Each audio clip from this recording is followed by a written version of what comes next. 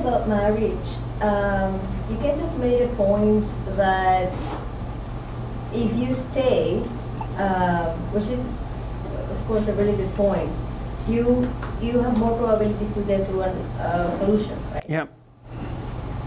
But that is also like, if it's also assuming that you will always get to a solution.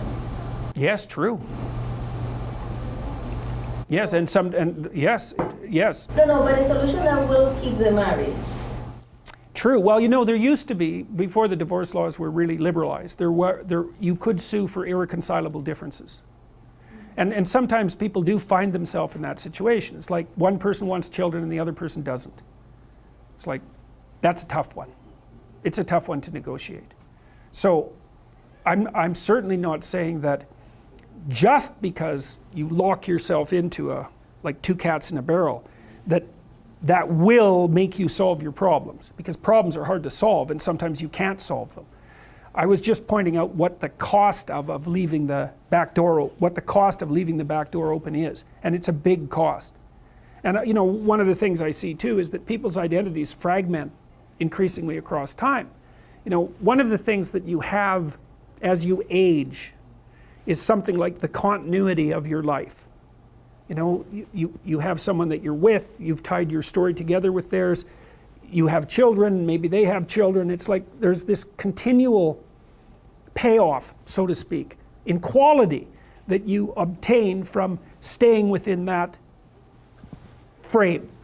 And you can jump out of that, and I suppose to some degree that provides freedom, but it isn't obvious to me that it does that for people. But you're assuming that one specific relationship is high quality.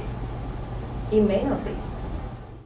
No, but it's also the case that sequential relationships are unlikely to be that.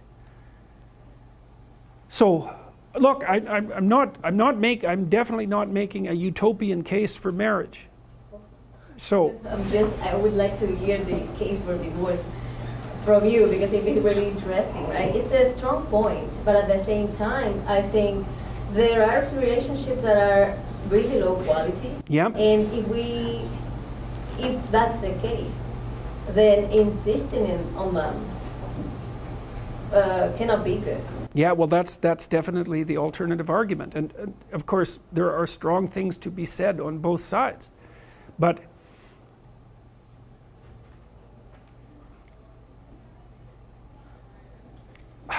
see, there's some additional problems with divorce that people don't really grasp when they're young. Like the idea that you can be divorced once you have children, that's kind of a stupid idea, because you can't. You can find a limited substitute for your initial freedom. But if you have kids and you try to get divorced, the probability that that's going to demolish your life is very, very high. First of all, it's incredibly expensive. So one or both of you is going to come out of that poor. And your market value has declined. Let's say you're the woman who takes the kids. Your market value has declined radically. You're going to be poorer. The man, he's just as screwed, because he is now an indentured servant and there's no escape from it.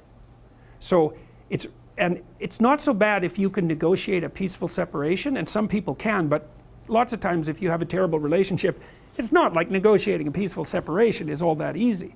But if you're at each other's throats, good luck to you. I think it's roughly equivalent to having non-fatal cancer.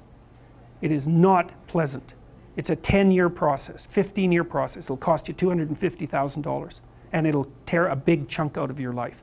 And also it will really disrupt your relationship with your kids. And you bring kids into a step-parent family, they do not do as well. Step-parents are not as good parents as biological parents, and the data on that is clear. Now, obviously there are exceptions, because there are terrible biological parents, and there are wonderful step-parents. But if you look in aggregate, it's not that easy to care for children. You need everything you can binding you to them.